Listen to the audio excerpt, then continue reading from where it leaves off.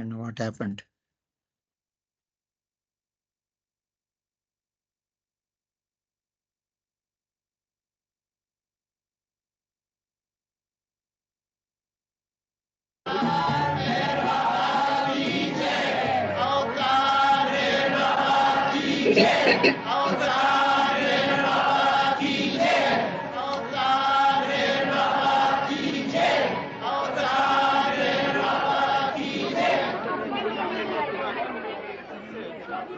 I am one with God. I am the ocean of love. I am the ancient one. I am the divine beloved who loves you more than you can ever love yourself. ఎవరాది మానవుడో ఎవరాది పురుషుడో ఎవరాది సద్గురుడో ఎవరు సర్వోన్నతుడో ఆ దివ్య ప్రియతముని ఆ ప్రేమ సుందరుని చరణ పద్మములకి చిరుకాంత అంకితం.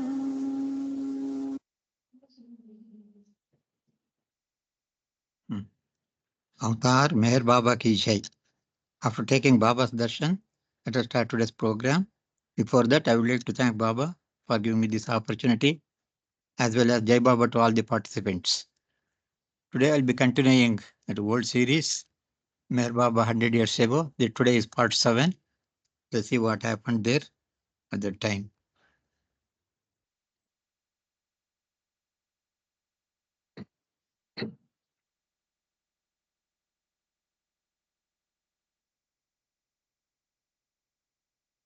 So, these are all important events, messages, and discourse. I'll be continuing today also. That is today's part 7. Translation, ma'am. Avatar Meher Baba కీ జై. మనము గత కొన్ని వారాలుగా మెహర్ బాబా 100 years ఎగో అంటే 1926వ సంవత్సరంలో సరిగ్గా 100 సంవత్సరాల క్రిందట జరిగినటువంటి సంఘటనలు, బాబా ఇచ్చిన సందేశాలు, బాబా ఇచ్చిన ప్రవచనాల గురించి మనం ప్రతి వారం తెలుసుకుంటూ ఉన్నాము. ఈ రోజు 7వ భాగం కొన్ని విషయాలు తెలుసుకుందాం.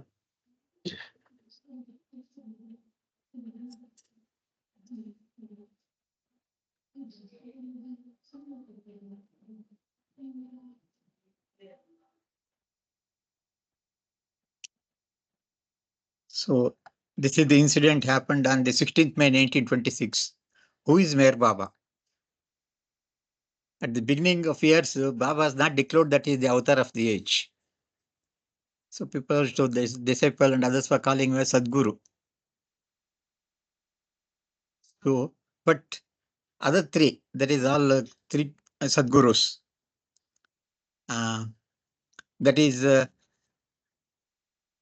see what happened on 16th May 26, he did each and every Sunday. Angle Peter, he visited Meherabad and read from Puranas to Baba, the Mandal and the boys.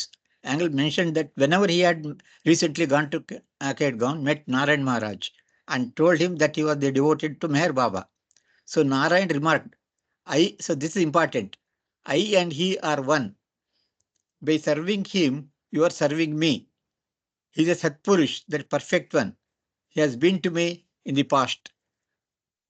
At the beginning, Baba, before I has been realized, as per instruction of Baba Jan, he has met Narayan Maharaj. So that Maharaj said, so both are same. He says, he is a perfect one. That is declaration made by Narayan Maharaj. Then all the 3 Sadgurus have declared that he is the avatar of the age. Narayan Maharaj, Baba Jan, Upasni Maharaj. All 3 to declared already that he is the avatar of the age. When people who were contact with Meher Baba would visit Upasni Maharaj, Narayan Maharaj and Adat Baba Jan and hear such expressions from these 3 perfect masters, their faith in Meher Baba would deepen. To some, Upasni Maharaj would even state, what is there left in me? What is left here? Go to Meher Baba. At various times, all these 3 perfect masters would advise people who came to them to approach Meher Baba and follow him. In 1920s, Meher Baba never publicly declared himself to be the avatar, but these masters, Hazrat Baba Jan and Upasni Maharaj, did reveal this to their devotees who informed others.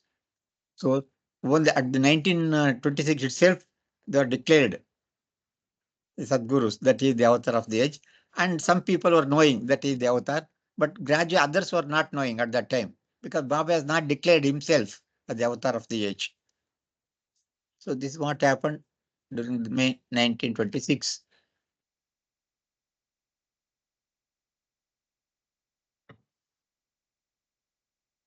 Meher బాబా ఎవరు అనేటటువంటి విషయాన్ని ఇక్కడ మనం తెలుసుకుంటున్నాము.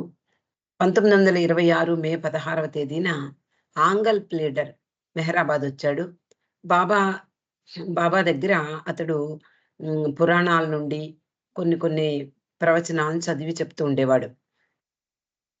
అలాగే మండలి వాళ్ళు వినేవారు. అక్కడ ఉండేటటువంటి వాళ్ళందరూ కూడా ఆయన చదివే పురాణాలు వింటూ ఉండేవారు.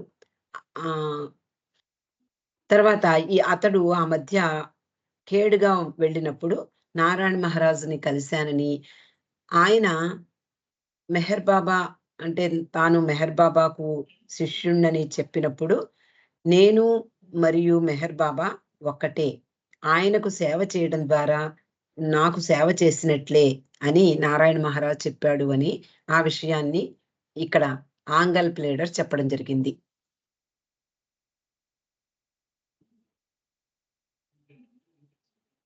అయితే అక్కడ ఆ సమయంలో ఉపాసిని మహారాజు, నారాయణ మహారాజ్, అలాగే హజరత్ బాబాజాన్ ఇలాంటి సద్గురువులు వాళ్ళు ఏ విధంగా బాబా గురించి ఎక్స్‌ప్రెస్ చేశారో తెలిస్తే, అంటే వాళ్ళ యొక్క భావాలు మనకు అర్థం అవుతాయి. ఉపాసిని మహారాజ్ చాలా గంభీరంగా, నిశ్చయంగా చెప్పేవాట. ఇక్కడేముంది, నా దగ్గరికి ఎందుకొచ్చారు? ఇక్కడ మీకేం మిగల్లేదు. మెహర్ బాబా దగ్గరికి వెళ్ళిపోండి అని చెప్పేవాట. అలాగే చాలా సమయాల్లో మిగిలిన మాస్టర్స్ ముగ్గురు కూడా, అంటే ఇక్కడ చెప్పబడినటువంటి నారాయణ మహారాజ్, అలాగే ఉపాసిని మహారాజ్, బాబాజాన్ వీళ్ళందరూ కూడా మెహర్ బాబానే ఫాలో అవ్వమని, మెహర్ బాబా దగ్గరికి వెళ్ళమని చెప్తూ ఉండేవారు వీళ్ళు ముగ్గురు కూడా. అంటే వాళ్ళ దగ్గరికి వచ్చినటువంటి వాళ్ళందరికీ మెహర్ బాబాని పరిచయం చేసి అక్కడికే వెళ్ళమని చెప్పేవారు. అలాగే 1920 దశకంలో మెహర్ బాబా నిజానికి ఆ రోజుల్లో బాబా తాను అవతార పురుషుణ్ణని ప్రకటించలేదు. కానీ ఆయన యొక్క సద్గురువులు హజరత్ బాబాజాను, ఉపాసిని మహారాజ్, అంటే సాయిబాబా అప్పటికి లేరు. అలాగే నారాయణ మహారాజ్ వీళ్ళందరూ కూడా తమ శిష్యులకు చెప్తూ ఉండేవారు బాబా ఎవరో.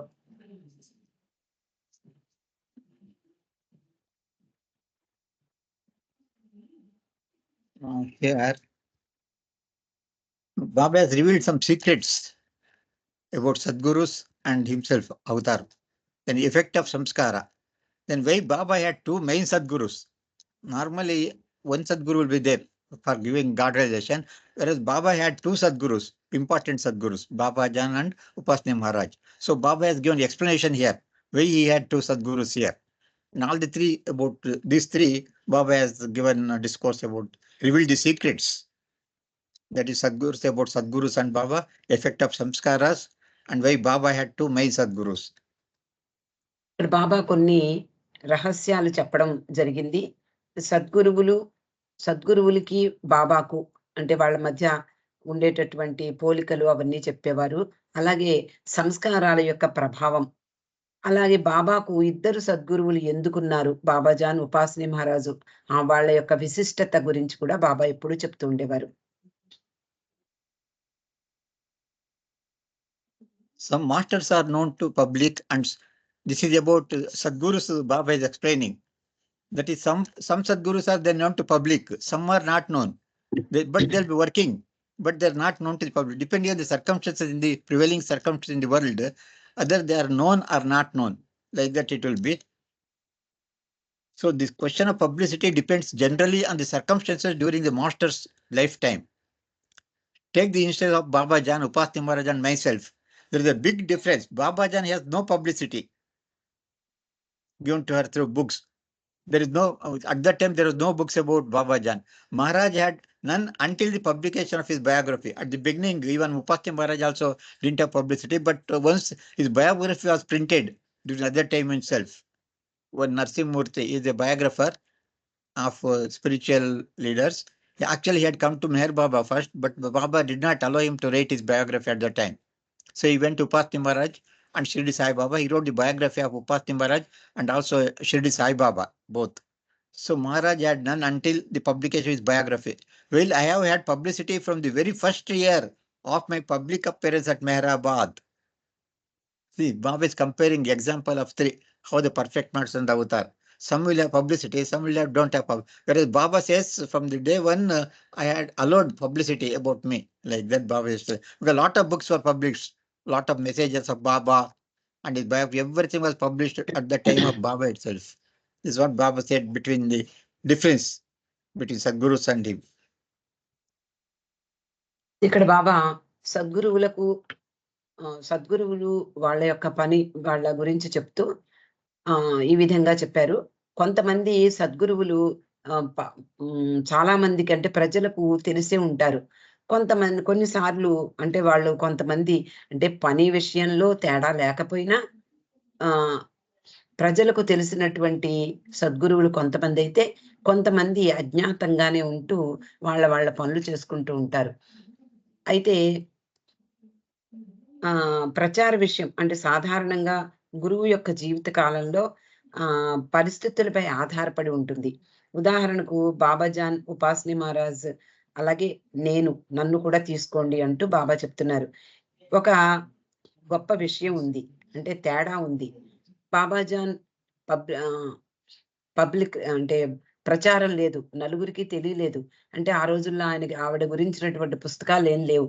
కారణంగా అంటే ఎవరైనా చెప్పగా వాళ్ళు బాబాజాన్ దగ్గరికి రావడం తప్ప ఆవిడ గురించిన పుస్తకాలు ఏం లేవు. అలాగే ఉపాస్ని మహారాజ్ మొట్టమొదటి బయోగ్రఫీ, ఆయన యొక్క జీవిత చరిత్ర మొట్టమొదటి బయోగ్రఫీ రాక ముందు ఆయన గురించి కూడా చాలా మందికి తెలియదు.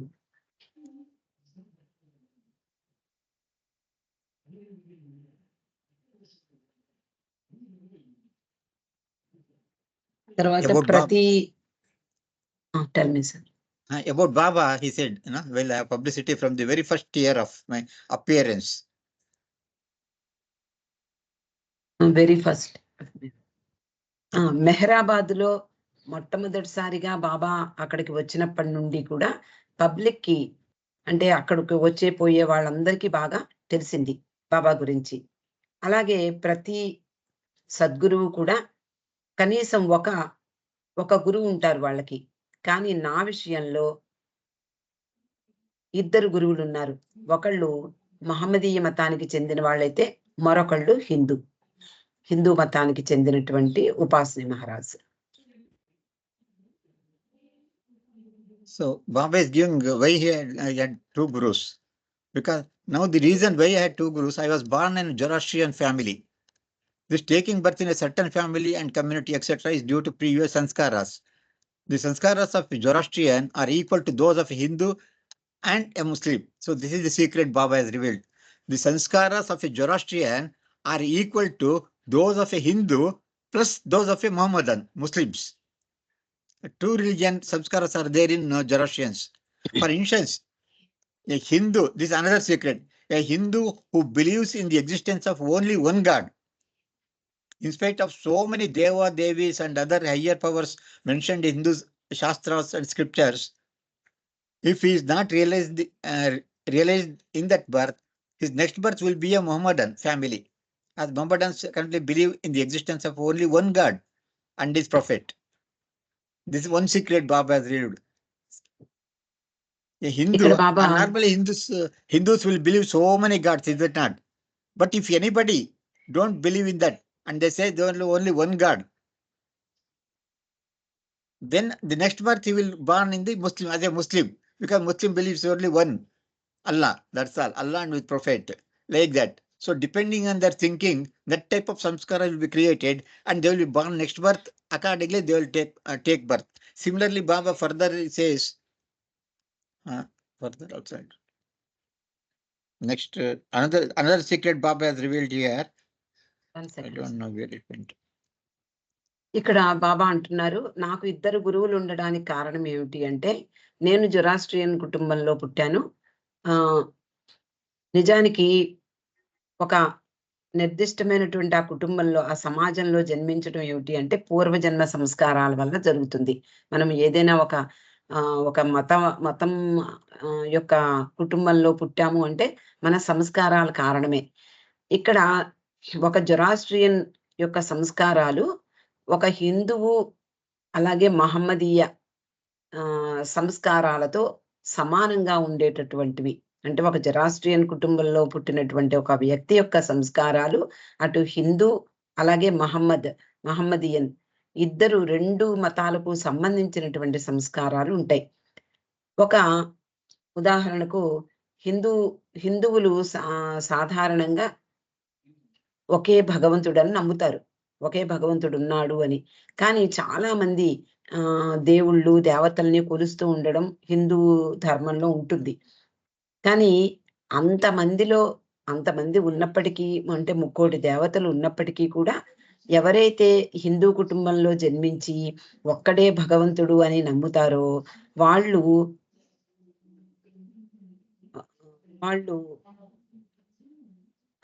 ఆ జ్ఞానం, అంటే ఆ జన్మలో ఆత్మజ్ఞానం కలగకపోతే, ఒకవేళ భగవద్ అనుభవం కలగకపోతే తర్వాతి జన్మలో మహమ్మదీయ కుటుంబంలో పుడతారట.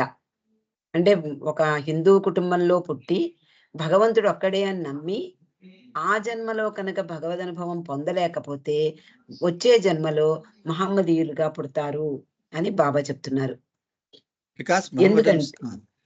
ఎందుకంటే మహమ్మదీయులు ఒకే దేవుడు అనేటటువంటి విధానాన్ని నమ్ముతారు, దృఢంగా నమ్ముతారు. ఒక్కడే ఉన్నాడు, ఉన్నది దేవుడు ఒక్కడే అనేటటువంటి విషయం వాళ్ళు సంపూర్ణంగా నమ్ముతారు, మనలా కాదు. So now let us see how the sanskar of the Zoroastrian are equal to those of the Hindu and the Mohammedan. Zoroastrians believe, respect and pay reverence to the fire and sun. Okay, this is one of the qualities of Zoroastrians. They believe, they worship the fire, actually, fire temple, and also they worship sun also.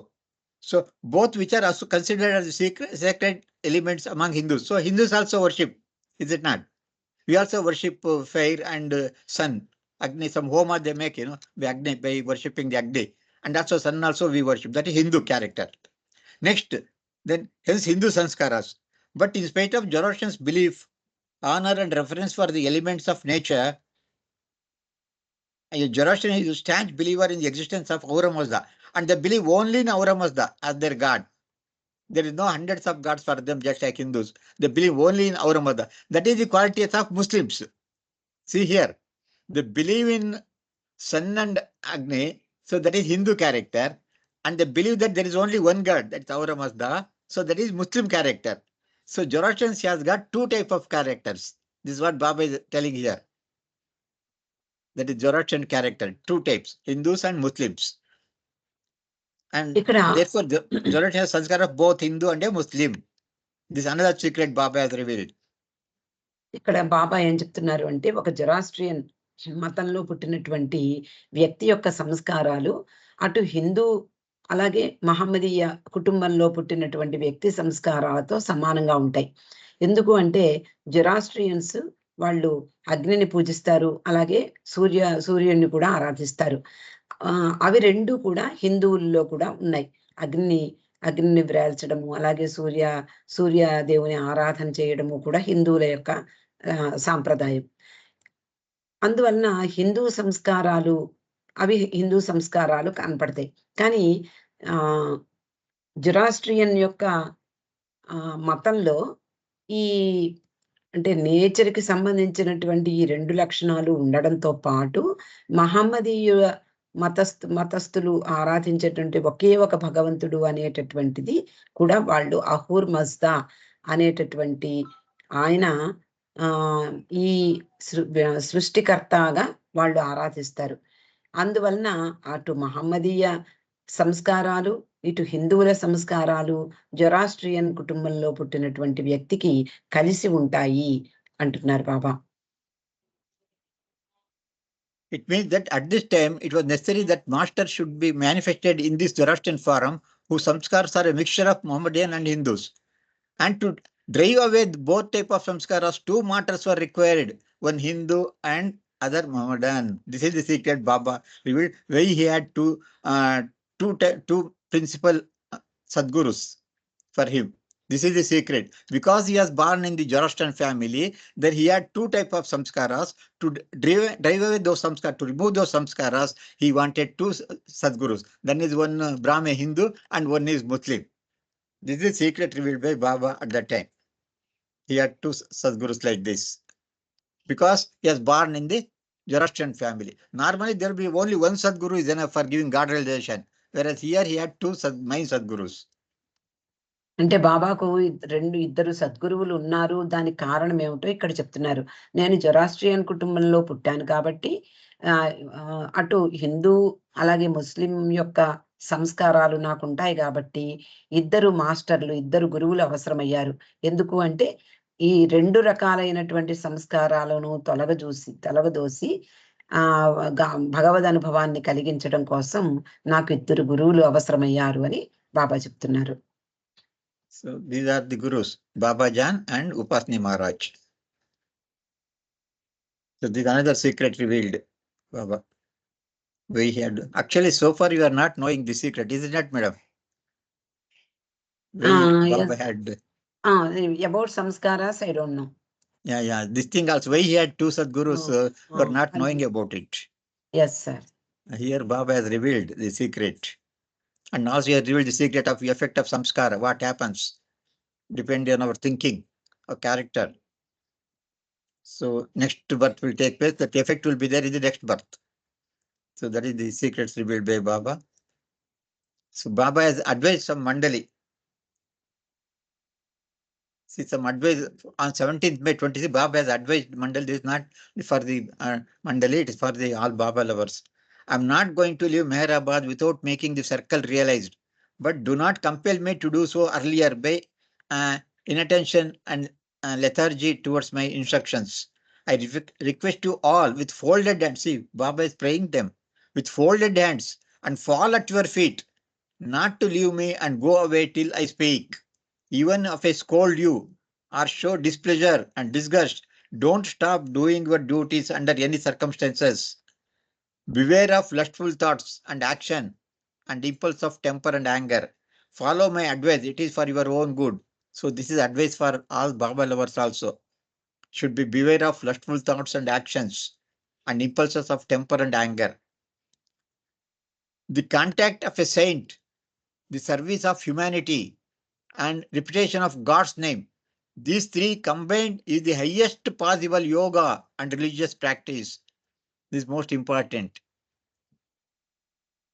See, that's why Baba told no, this rituals and ceremonies, only these things enough.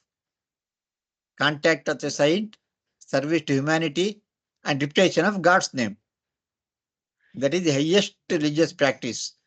If this much is done, every religion is observed completely. So all benefit will get by following these three. Advice given by Baba. Serving the various sufferers and disabled people in the Dharmashala and hospital. Consider every one of them to be myself. Serve them with all your heart and you will be serving me. This is important advice given. This is for not only for Mandali, this applies for all Baba lovers.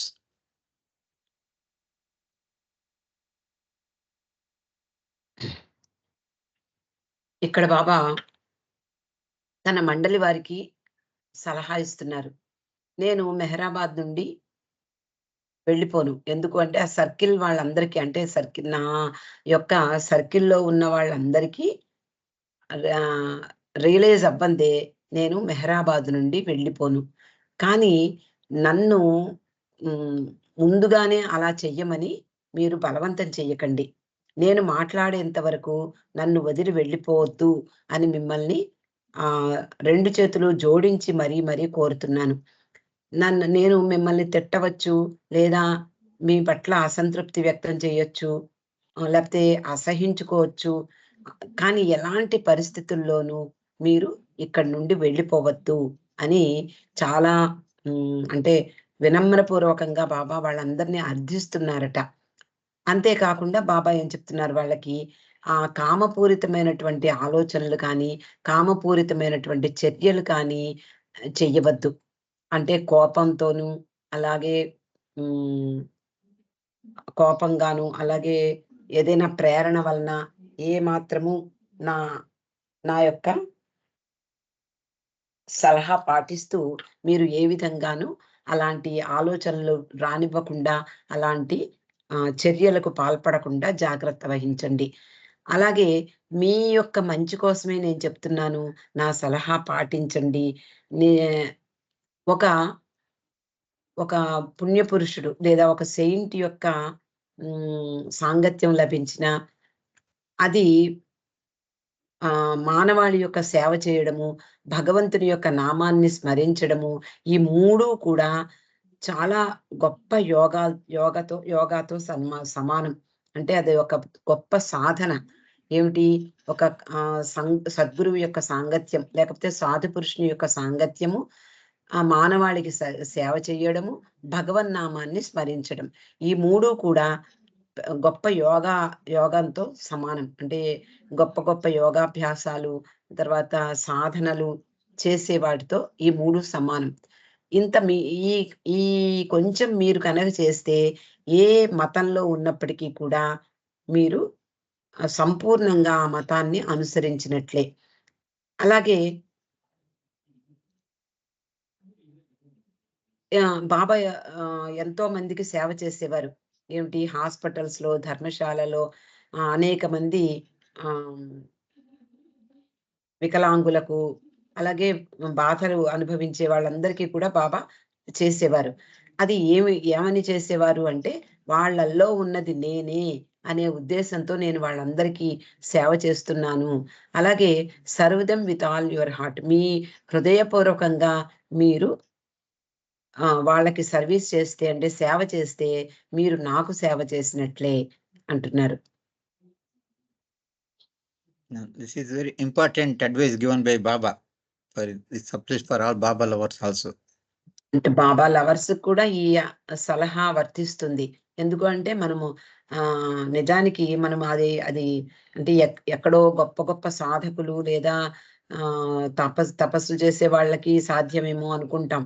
కానీ ఇది కేవలం మనందరికీ కూడా అది వర్తిస్తుంది. కేవలం మనం చేయవలసింది ఏమిటి అంటే కోరికతో ఎటువంటి ఆలోచనలు రానివ్వకుండా, కామపూరితంగైన చర్యలు చెయ్యకుండా, అలాగే ఒక సద్గురువు సాంగత్యం, లేకపోతే ఒక మహాపురుషుని యొక్క సాంగత్యము, లేదా మానవాళికి సేవ, భగవన్నామస్మరణ, ఇవి గొప్ప యోగంతో సమానము. గొప్ప యోగులు చేసే సాధనలతో సమానము అంటూ బాబా చెప్తున్నారు. నేనెందుకు చేస్తున్నాను అంటే, వాళ్ళల్లో ఉండేది నేను అని తలచి, అంటే మనకి తెలియదు. ఎవరికైనా సేవ చేసేటప్పుడు మనమే సేవ చేస్తున్నాము అనుకుంటున్నాం. కానీ వాళ్ళల్లో ఉండేది భగవంతుడు అని మనము తెలుసుకుని, ఆ విధంగా మనం సేవ చేసినట్లయితే గొప్ప యోగాభ్యాసాలు చేసి, లేకపోతే యోగ సాధనలు చేసే వాళ్ళతో మనం చేసేటటువంటి చిన్న పనులు కూడా సమానమవుతాయి.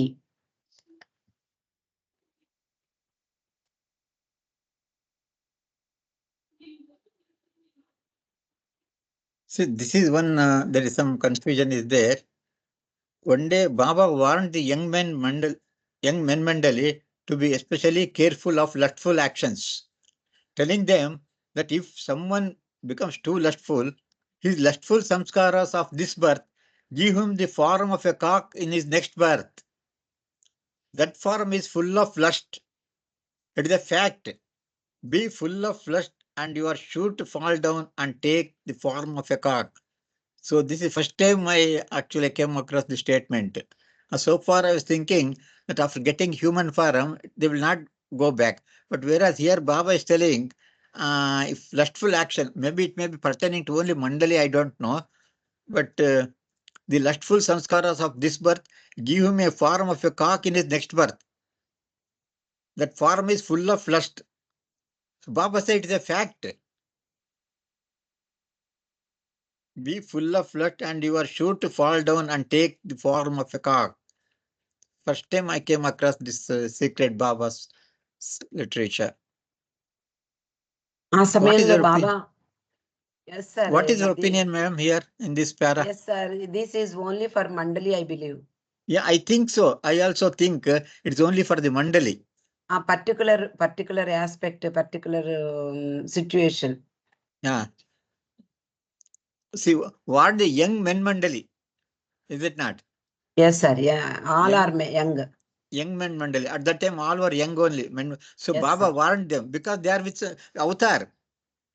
Being with avatar, if they do something lustful action, that may be the falling down. Though they are given an opportunity, greatest opportunity in their life they have got. If they are not following it, not utilizing it, I think they may fall back to that form, maybe.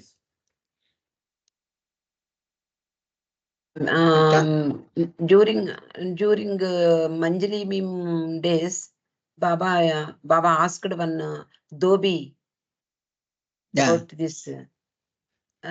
Then he got leprosy. Yeah, that I know. That Yes. Kashinath story in Yeah. Manjali meme. Yes sir, Manjali meme. ఇక్కడ బాబా ఏం చెప్తున్నారంటే, ఒక రోజు బాబా మండలి వాళ్ళకి ఒక హెచ్చరిక చేస్తున్నారు. ఇక్కడ మండలి వాళ్ళు అంటే ఆ రోజుల్లో, అంటే 1926వ సంవత్సరంలో బాబాకు తొలి రోజుల్లో బాబా యొక్క విశ్వకార్యం ప్రారంభించినటువంటి తొలి రోజులవి. బాబాకి దగ్గరకు వచ్చిన వాళ్ళందరూ కూడా యంగే, చాలా యువకులు వాళ్ళు. ఆది, సరోష్ మొదలైన వాళ్ళందరూ కూడా చాలా చిన్న పిల్లలు, ఇంకా కాలేజ్ స్టడీస్ లో ఉన్నటువంటి సమయంలో వాళ్ళందరూ కూడా బాబా దగ్గరికి వచ్చున్నారు. ఈ 1926 సమయంలో వాళ్ళందరూ కూడా యువకులు. అలాంటి వాళ్ళకి ఒక హెచ్చరిక చేస్తున్నారు. మీలో, అంటే ఇది అవతార పురుషుని యొక్క సాంగత్యంలో ఉన్నారు వాళ్ళందరూ కూడా. ఆ రోజుల్లో బాబాను సద్గురువు అని పిలిచినప్పటికీ ఆయన యొక్క సాంగత్యంలో, ఆయన యొక్క శిష్యరికంలో వాళ్ళందరూ కూడా రోజులు గడుపుతున్నారు. ఎందుకు అంటే బాబా కూడా పర్టికులర్ గా వాళ్ళందరినీ కూడా ఎన్నుకున్నారు. He selected them as his మండలి. అందుకని వాళ్ళు చాలా, అంటే మండలి వాళ్ళ యొక్క సంస్కారాలన్నీ నాశనం చేసి వాళ్లకు గాడ్ రియలైజేషన్ ఇవ్వవలసిన బాధ్యత కూడా బాబా మీదే ఉంది. కాబట్టి వాళ్ళని పదే పదే హెచ్చరిక చేయడము, ఏమాత్రము ఎంత చిన్న పొరపాటు చేసినా వాళ్ళని కఠినంగా శిక్షించడము కూడా మనము మండలి స్టోరీస్ లేకపోతే లార్డ్ మెహర్లో చదువుకుంటూ ఉంటాం.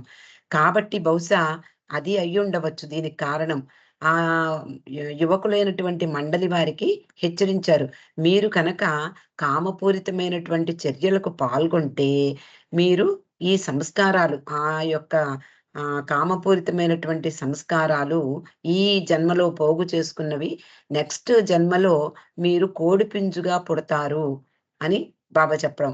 అంటే మొట్టమొదటిసారిగా బాబా ఎప్పుడు కూడా మానవునిగా వచ్చినటువంటి తర్వాత, మానవునిగా జన్మించిన తర్వాత అక్కడి నుండి తిరోగమనం ఉండదు, వెనక్కి వెళ్ళడం ఉండదు అని బాబా అనేక సార్లు చెప్పారు. మరి ఈ ఒక్కది ఎక్సెప్షన్ అయి ఉంటుంది బహుశా. అందువలన ఈ రూపం, అంటే కోడిపుంజు యొక్క రూపం కామపూరితమైన చర్యలకు అది నిదర్శనం. అది అంటే దాంట్లో సంపూర్ణంగా అలాంటి సంస్కారాలు ఉంటాయి. కాబట్టి మీరు వెనక్కి వెళ్ళిపోతారు, కోడిపుంజుగా పుడతారు, జాగ్రత్త అని మండలి వాళ్ళని హెచ్చరిస్తున్నారు. So Baba said it is a fact. See here, Baba is telling it is a fact. ఇది నిజం సుమా అని అంటే ఖచ్చితంగా చెప్తున్నారు బాబా. అది బహుశా మండలి అంటే పర్టికులర్ గా, అంటే మంజలి మీమ్లో కూడా మనము ఒక కథ ఉంది, అంటే ఒక ఇన్సిడెంట్ ఉంది. అందరినీ పిలిచి అడుగుతారు, ఎవరో ఒక 3 రోజుల కిందట ఈ పని చేశారు, ఎవరో చెప్పండి అంటే ఎవ్వరూ ముందుకు రారు. 3 రోజుల తర్వాత ఒక చాకలి వాడిని బాబా ముందుకు పిలిచి, అప్పటికి ఆ రోజుల్లో అతడు కూడా బాబాతో పాటు మంజలి మీమ్లో ఉంటున్నాడు. అతన్ని పిలిచి అతనికి చెప్తారు, నాకు తెలియంది ఏమీ లేదు, నేను సర్వజ్ఞుడను, అన్నీ నాకు తెలుసు, కానీ మీకు మీరుగా ఒప్పుకుంటారేమోనని వెయిట్ చేశాను అంటూ అతన్ని అతడికి లెప్రసీ కూడా వస్తుంది. చాలా రోజులు మెహరాబాద్లో కూడా బాబా ఆశ్రమంలో ఉంటూ ప్రతిరోజు ఆయనను వేడుకునేవాట, బాబా నేను పొరపాటు చేశాను అంటూ. అది ఆ విషయం మాత్రం మనందరికీ తెలుసు. ఇది ఇలాగ కోడిపుంజుగా పుట్టడము అనేది మనకి తెలియని విషయం ఇది. Yeah, maybe Mandali only, what we feel. Yes sir. Baba says that Hafiz Diwan is the best book in the world, as poetry produces feeling which ultimately leads to inspiration. So Baba always quotes Hafiz, so many times Baba has quoted Hafiz quotes and other things. He says it is the best book in the world and the spiritual, because it gives some inspiration. If you read that one, you will get some inspiration. That's what Baba has told here. ఇక్కడ ఆ రోజు మధ్యాహ్నం బాబా ఏమన్నారు అంటే, ప్రపంచంలోకెల్లా ఒక గొప్ప ఆధ్యాత్మిక పుస్తకం ఏదైనా ఉంది అంటే అది హఫీజ్ యొక్క దివాన్. ఈ దివాన్ అనేటటువంటి పుస్తకాన్ని హఫీజ్ రాసినటువంటి సూక్తులతో నిండి ఉంటుంది. అది ఆ పొయట్రీ, ఆ కవిత్వం అంతా కూడా నిజానికి ఒక స్ఫూర్తికి అంటే ఇన్స్పిరేషన్ కి దారి తీస్తుంది అంటున్నారు. చివరకు ఇన్స్పిరేషన్ కి దారి తీస్తుంది, ప్రేరణకు దారి తీస్తుంది అని బాబా చెప్పారు. అంటే హఫీజ్ సూక్తుల్ని ఎప్పుడు కూడా బాబా ఉదహరిస్తూ ఉండేవారు.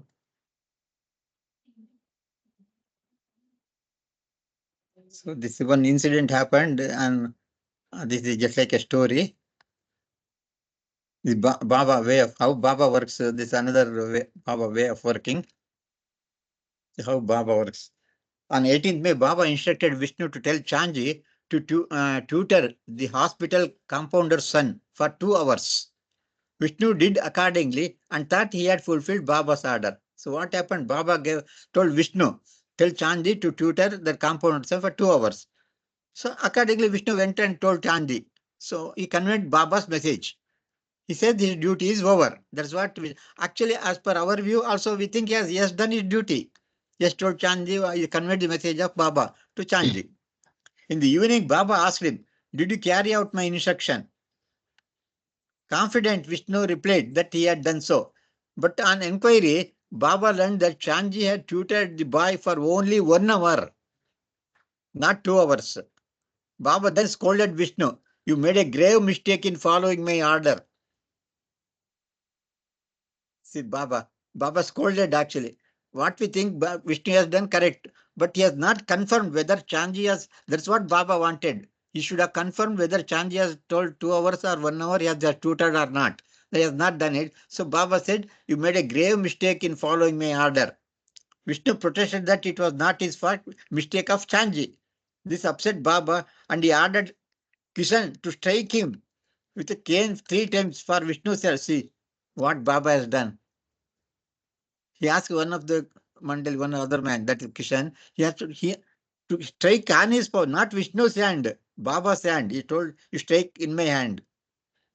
Vishnu said, so the master ordered had to be obeyed, and Kishan was hesitant. He struck Baba's outstretched palms with the cane 3 times. See, here you have to see now. See how Baba is working. Mistake is done by Vishnu, but Baba is taking that punishment on behalf of Vishnu. See what happened because of that. Meanwhile, Vishnu stood speechless. He was aghast by what he witnessed. It became too much for him to endure, and he ran away, wandering about and weeping like someone gone mad. He could not control his emotion. Baba and Arjun ran after him and took them long time to catch him and bring him back, and Baba consoled Vishnu until he calmed down. See how Baba has worked. One of the incident. So any mistake done by any of the Mandali, Baba was punishing himself. That was making that Mandali too much emotion. One of the, another 2-3 incidents are there like that. It will come in due course of time. So this is one of the incidents. On Mandali's Baba was taking punishment.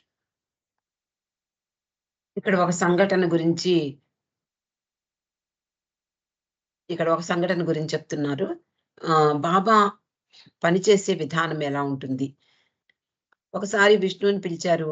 చాంజిని ఒక hospital compounder యొక్క కొడుకుని ఒక 2 గంటల పాటు బోధించమన్నారు. అంటే ఏదో tuition చెప్పమన్నారు. చదువు చెప్పమన్నారు. విష్ణు అలాగే చాంజీ తోటి చెప్పాడు. బాబా ఆర్డర్ ఇలా ఉంది. బాబా ఇలా చెప్పారు. నువ్వు చెయ్యి అని. చాంజీ సాయంత్రం మళ్ళీ బాబా అతన్ని పిలిచి, "నువ్వు నా ఆదేశాన్ని పాటించావా?" అని అడుగుతారు. అయితే విష్ణు తను చెప్పడం చెప్పేశాడు కాబట్టి, ఇంకా కాన్ఫిడెంట్‌గా, నమ్మకంగా అతను చెప్పాడు. "నేను అయిపోయింది బాబా. నేను చెప్పడం అయిపోయింది. చెప్పేశాను చాంజీకి" అని. కానీ ఆహ్, హ్మ్, ఒక ఒకసారి దాన్ని పరిశీలిస్తే దాన్ని అది జరిగిందా లేదా అని ఎంక్వైరీ చేస్తే బాబాకి అర్థమైంది ఏమిటి అంటే చాంజీ ఆ పిల్లవాడికి 1 గంట మాత్రమే ట్యూషన్ చెప్పినట్లుగా తెలిసింది. అప్పుడు విష్ణువుని బాబా తిట్టారు. బాగా దూషించారు. "నువ్వు చాలా గొప్ప పొరపాటు చేశావు" అన్నారు. అంటే నిజానికి అదేం పెద్ద గొప్ప పొరపాటుగా మనకు కూడా అనిపించదు. అతడు చెప్పడం చెప్పాడు. అతడు చాంజీ చెయ్యలేకపోయాడు. మరి ఎందువల్ల చేయలేదో మనకు తెలీదు కానీ, విష్ణువు మాత్రం అతని మిస్టేక్ కాదు అని మనం కూడా అలాగే అనుకుంటాం. కానీ విష్ణువు కూడా చెప్పాడు. "ఇది నా పొరపాటు కాదు. నా తప్పు కాదు.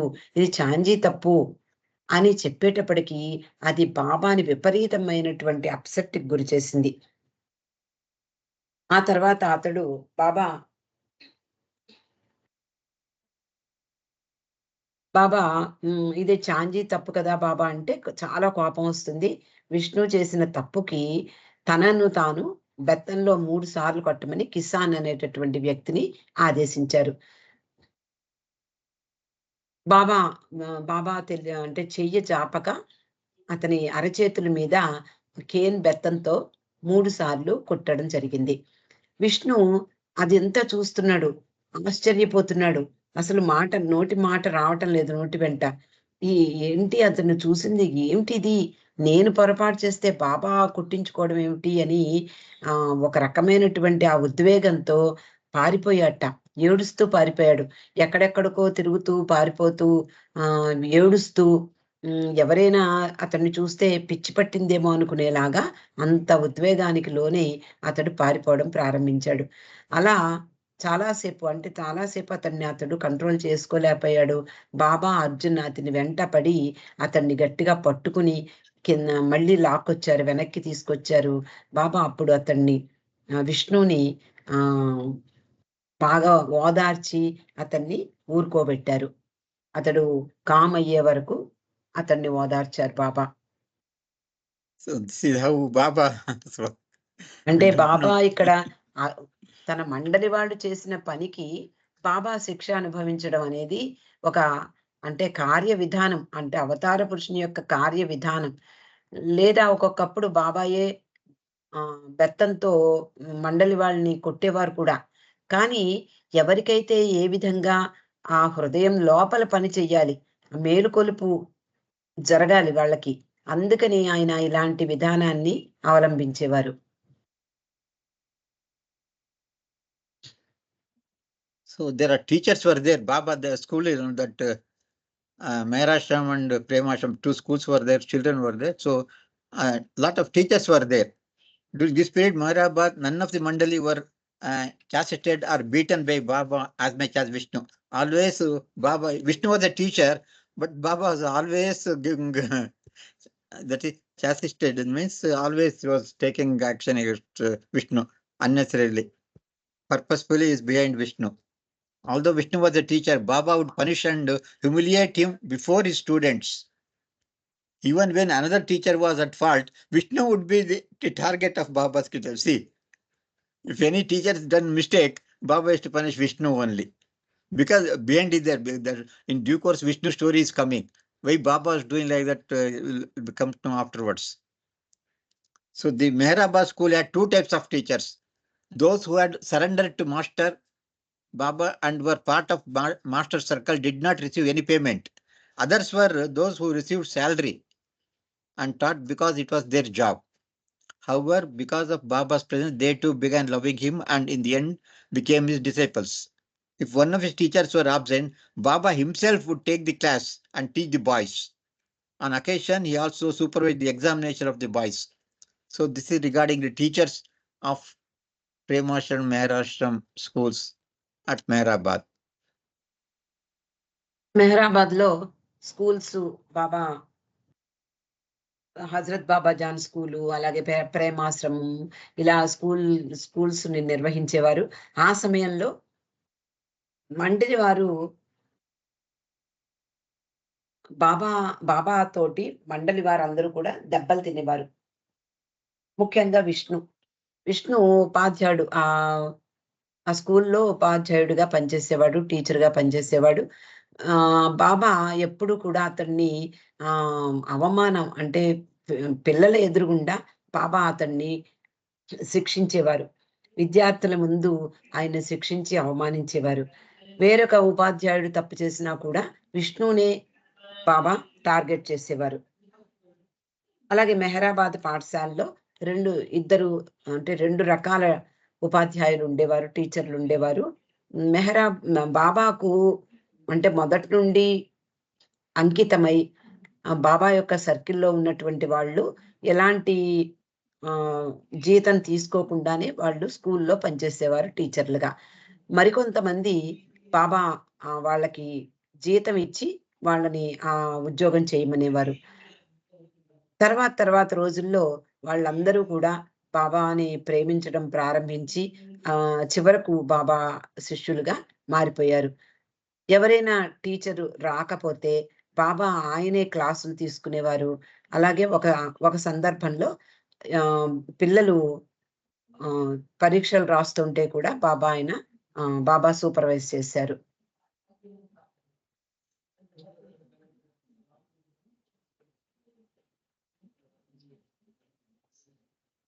So this is one of the very interesting question.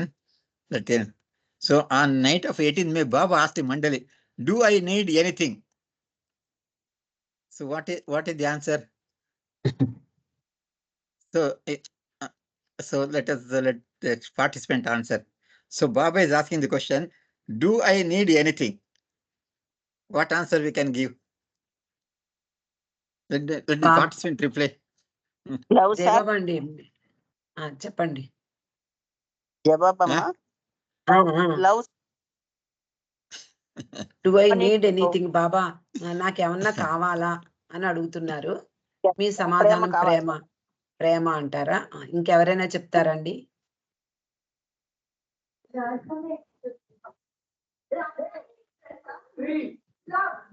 I need love and obedience. See, no, you don't. Everything is contained in you. This is what Mandali gave the reply like this. Wonderful reply.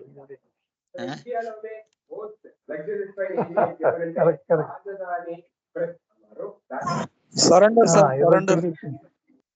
Surrender. No, see, Mandali said, "No, you don't need anything. Everything is contained in you." It is a fact, is it not? Everything is contained in you. It's a wonderful reply. 46,000 rupees. Shopping mall wallet will be transferred to Sarkar's wallet, and you will be with 3,06,000 rupees.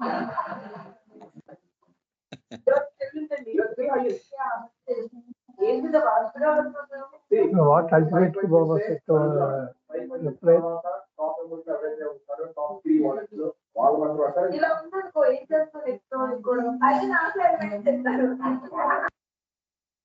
So Mandali was telling you don't need anything because you have got everything in you. Finally, what Baba said?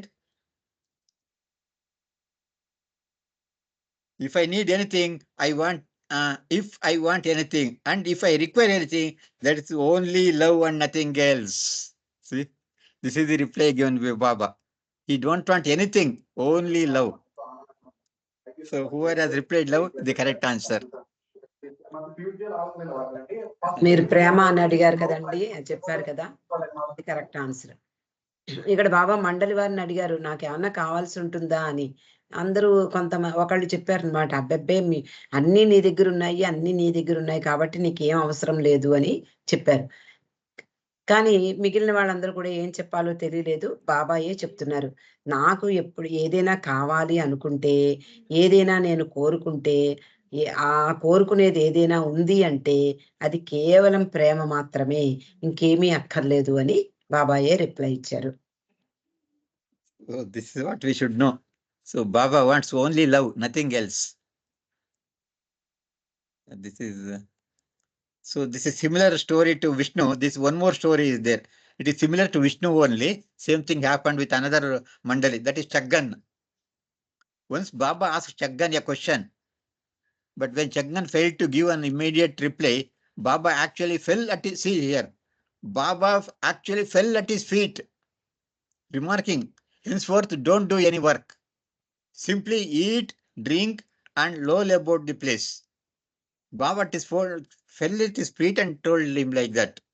What happened to that? Then Chaggan, for a few minutes, Chaggan was taken aback and stunned that the master would bow at his feet. He ran. Actually, he ran towards the surrounding fields. He ran. Surrounding field. Baba directed the Mandali to bring him back. All shouted at Chaggan to stop, that it was Baba's order that he return. But Chaggan did not even turn round. In fact, Chaggan had run so fast that they had lost sight of him. The Mandali searched, but they were unable to find him. Baba himself then sat out in a small horse-drawn tanga to look after. See, Baba himself searched for him, look after. The tanga was not able to traverse the rough terrain of Meherabad easily. So after some time, the horse was detached from the tanga and Baba directed Rustum to go on horseback in search of Chaggan. After much difficulty, Chaggan was found 3 or 4 miles away. He was brought before Baba, who explained certain matters to him, and he was pacified, thus bringing the situation back to normal. Everyone, including Chaggan, was exhausted from the chase, so Baba directed the men to relax for the rest of the day. So this is another incident, shows how Baba works. ఇక్కడ బాబా Jagan master యొక్క story ఎలా ఉంటుంది అంటే, ఇది కూడా బాబా పనిచేసే విధానంలో ఒక భాగంగా మనం చెప్పుకోవచ్చు. ఒకరోజు బాబా జగన్ మాస్టర్ ని ఒక ప్రశ్న అడుగుతారు, కానీ అతను చెప్పలేకపోతాడు. వెంటనే చెప్పలేకపోయేటప్పటికీ బాబాయే అతని పాదాల మీద పడి చెప్తారు, అయితే నువ్వు ఇంకా ఏ పని చెయ్యొద్దు, కేవలము భోంచేసి అంటే తిని తాగి ఇక్కడే హాయిగా విశ్రాంతి తీసుకో, సోమరిగా ఉండు అని చెప్పి బాబా చెప్తారు. ఇంకా కొన్ని క్షణాల తర్వాత ఈ జగన్ ఏంటిది ఇలాగా అయింది అని చెప్పి అసలు చాలా స్టన్ అయిపోయి, తన బాబా అంటే బాబాకు సరెండర్ అయిపోయిన వాళ్ళే వాళ్ళందరూ కూడా. బాబా తన పొరపాటుకి బాబా తన కాళ్ళ మీద పడడం అనేది అతడు తట్టుకోలేకపోయాడు. ఇంకా వెంటనే అతడు పరుగు తీయడం ప్రారంభించాడు. ఆ పొలాల వైపుగా పరుగు పెట్టేసేవాడు. బాబా మండలి వారిని అతన్ని వెనక్కి తీసుకురమ్మన్నారు. అప్పుడు వాళ్ళందరూ కూడా జగన్ నువ్వు ఆగు, ఇది బాబా ఆదేశం, వెనక్కొచ్చేయి అని చెప్పినా కూడా అతడు ఆగకుండా, వెనక్కి తిరిగి చూడకుండా అదే పరుగు లంకించుకున్నాడు. అప్పుడు మండలి అలాగా అతడి కోసం వెతికి వేసారిపోయారు. బాబాయే చిన్న టాంగా లాంటి దాంట్లో బయలుదేరారు. ఆ మెహరాబాద్ రోడ్ల మీద, రోడ్లన్నీ కూడా చాలా ఘోరంగా ఉండేవి ఆ రోజుల్లో. ఈ టాంగా అది వెళ్ళలేక ఈ గుర్రం వదిలేసి వెళ్ళిపోయింది. గుర్రం విడిపించేసుకుందనమాట టాంగాని. అప్పుడు బాబా రుస్తుంని గుర్రంలాగా అతన్ని తీసుకెళ్ళమన్నారు జగన్ని వెతకడానికి. అలా కాసేపు చాలా కష్టపడితే జగన్ దొరికాడు. 4-5 మైళ్ళ తర్వాత బాబా దగ్గరికి తీసుకొచ్చారు. అప్పుడు బాబా కొన్ని విషయాలు అతనికి ఎక్స్ప్లెయిన్ చేశారు.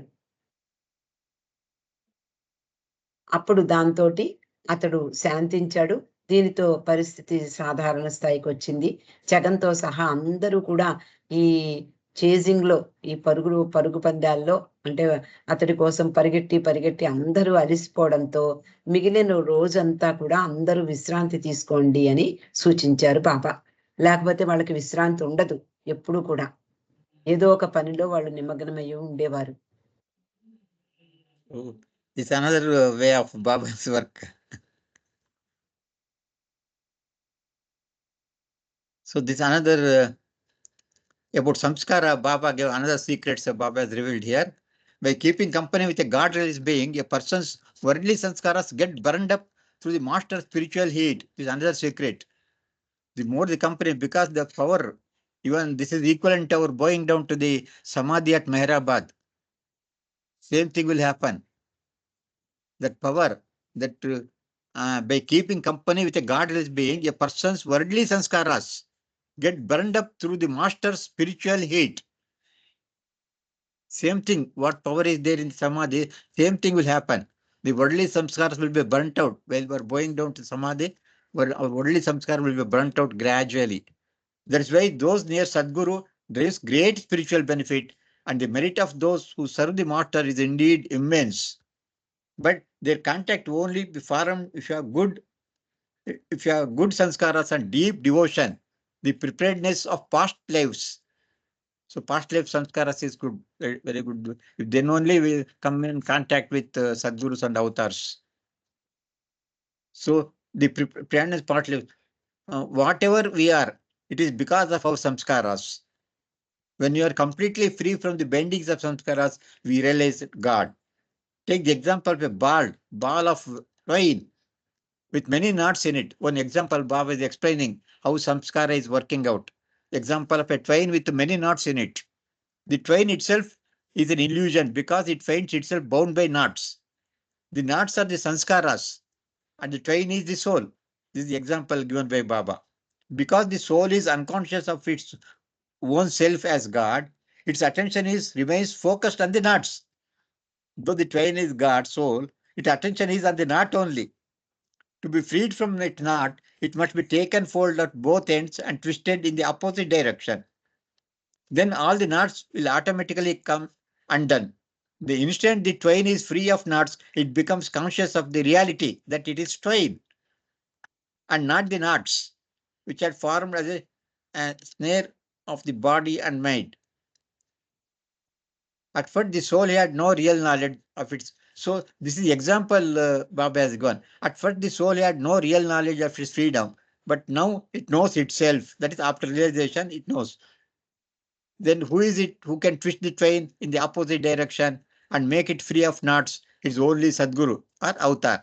If one were to exert force and try to pull, that is, if they work on their own, there is question of possibility of damage. There would be the risk that twine would break. To come down after realizing God, the twine must be preserved intact. Otherwise, the abrupt and haphazard breaking of the threads here and there to clear its intermingling would render the person unconscious after realization, and he would become a majub, that conscious of God but unconscious of the world. So it is best to surrender yourself to a perfect master, who then takes upon himself the responsibility of eradicating your samskaras and emancipating you. Once you surrender to him, it becomes his duty to lead you towards knowledge and God realization. So one of the Mandali asked, but why don't you do something tangible for us? Baba replied, my working for you is always there, and the easiest way to reach the truth is to surrender to a perfect master by breaking off all connection with the world. So this is also important. Truth is to surrender to a perfect master by breaking off all connection with the world. As Jesus said, give up all and follow me. The master's working to detach those in his contact from worldly entanglements is always happening. His inner secret work is incomparable to the work he does openly. So Baba has explained about samskaras, how a samskara works, what is the advantage of contact with Sadguru and Avatar. ఇక్కడ బాబా సంస్కారాల గురించి ఇలా వివరిస్తున్నారు. అంటే భగవత్ సాక్షాత్కారం అంటే భగవద్ అనుభవం పొందినటువంటి వ్యక్తి యొక్క సాంగత్యంలో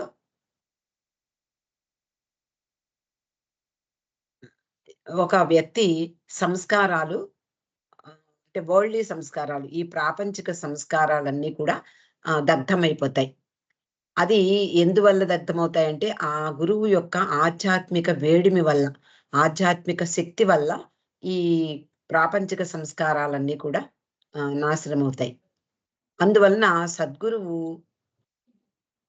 సద్గురువు దగ్గరికి వెళ్ళడం అంటే సద్గురువు దగ్గర ఉండడం అంటే సద్గురువు సాంగత్యం ఎందుకు అంటే ఆధ్యాత్మికమైనటువంటి లాభాన్ని పొందుతారు. అలాగే ఆ సద్గురువు యొక్క సేవలో గడపడం అనేది నిజంగా అద్భుతమైనటువంటి వాళ్ళకి వచ్చేటటువంటి లాభం అపారమైంది. ఎందుకు అంటే సద్గురు సాంగత్యంలో ఉన్నప్పుడు ఈ సంస్కారాలన్నీ కూడా నశించిపోతాయి ఆయన యొక్క ఆధ్యాత్మిక వేడిమి వల్ల. కానీ ఆయనకు సేవ చేస్తూ ఉండిపోయినటువంటి వాళ్ళ యొక్క పరిస్థితి ఏమిటి అంటే వాళ్ళు అద్భుతమైనటువంటి ప్రయోజనాన్ని పొందుతారు.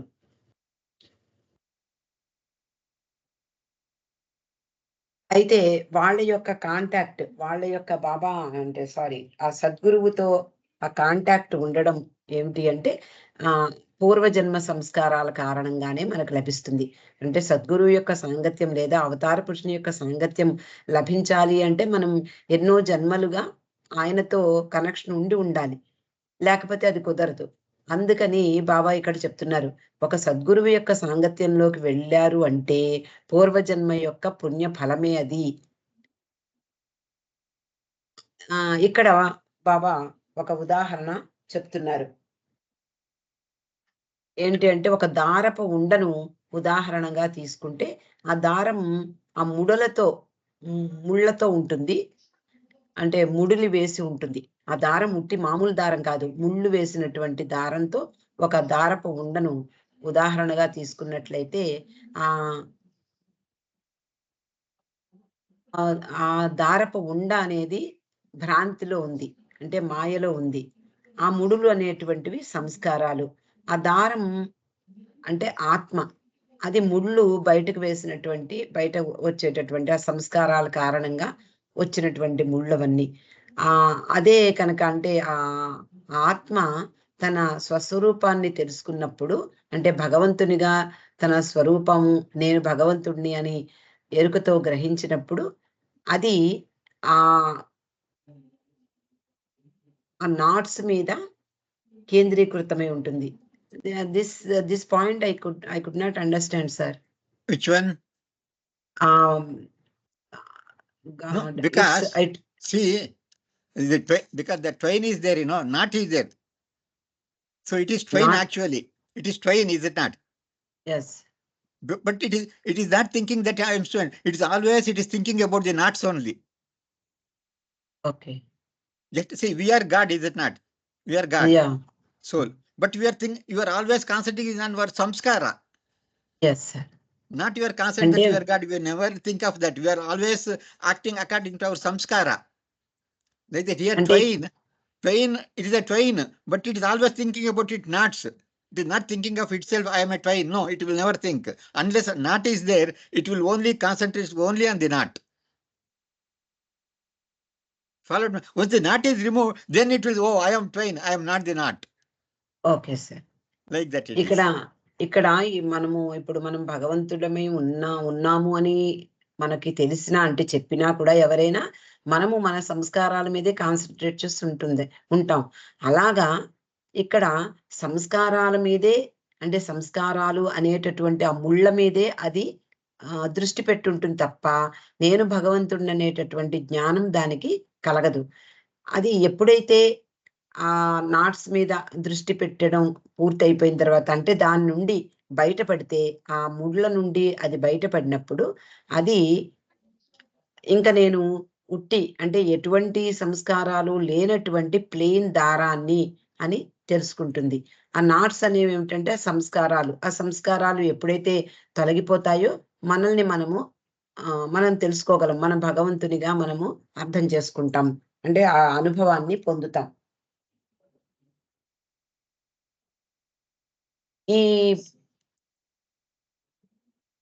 ఈ ఆపోజిట్ డైరెక్షన్ లో ఉన్నటువంటి, అంటే ఇప్పుడు ముడి పడాలి అంటే ఏమవుతుంది, ఆపోజిట్ డైరెక్షన్ లో ముడి పడుతుంది.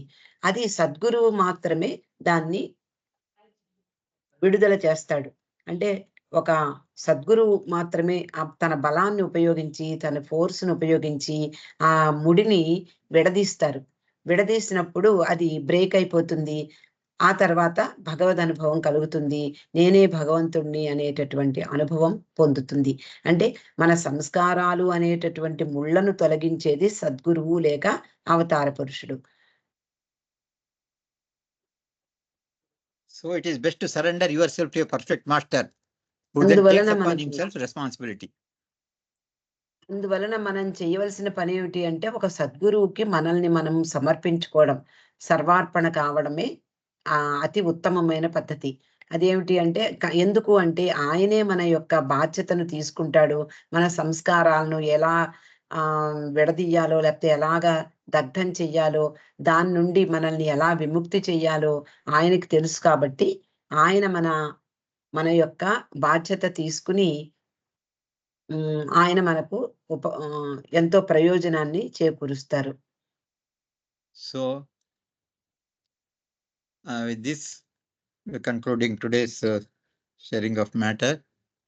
So let us take Baba's blessing before closing. अवतार मेहर बाबा की जय।